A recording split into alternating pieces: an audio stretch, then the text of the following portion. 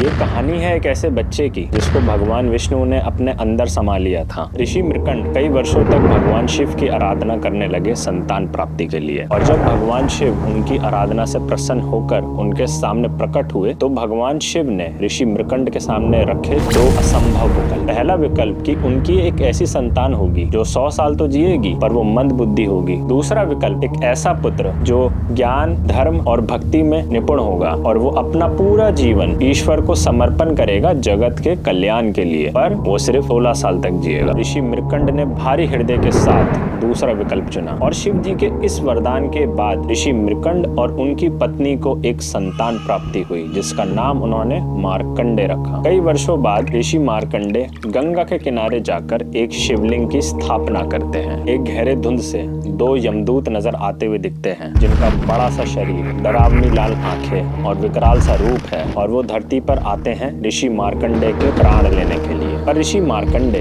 भगवान शिव की तपस्या में मग्न थे, और जब यमदूत ऋषि मार्कंडे की प्राण लेने की कोशिश करते हैं तभी ऋषि मार्कंडे के सामने एक रक्षा कवच बन जाता है, और बहुत कोशिशों के बाद भी यमदूत उस रक्षा कवच को तोड़ नहीं पाते, और अंत में मृत्यु के देवता यमराज खुद आते हैं ऋषि मार्कंडे के प्राण लेने के। और जब यमराज ने अपनी रस्सी से ऋषि मार्कंडे के शरीर को फंसा लिया और उसी के साथ ऋषि मार्कंडे का स्थापित शिवलिंग भी यमराज की रस्सी के जकड़ में आ गया था, और ऐसा होते ही आसमान से खौफनाक तरीके से बिजली गड़गड़ाने लगी। अब मृत्यु के देवता यमराज के सामने स्वयं महाकाल खड़े थे, और महादेव की आंखों में गुस्से की अग्नि थी। उन्होंने अपना त्रिशूल उठाया और यमराज का अंत कर दिया। यमराज के वध के बाद इस जगत में जन्म और मृत्यु के चक्र का संतुलन बिगड़ने लगा। देवताओं ने शिव जी से प्रार्थना करी। महादेव ने देवताओं की इस प्रार्थना को स्वीकार किया, लेकिन एक शर्त पर कि यमराज उनके प्रिय भक्त ऋषि मार्कंडे के प्राण बख्श दे, और दूसरा कि जिस जगह ऋषि मार्कंडे ने भगवान शिव की आराधना करी उधर यमराज और उनके दूत कभी ना आ पाए। और आज हम इस जगह को गंगा के तट पर बसे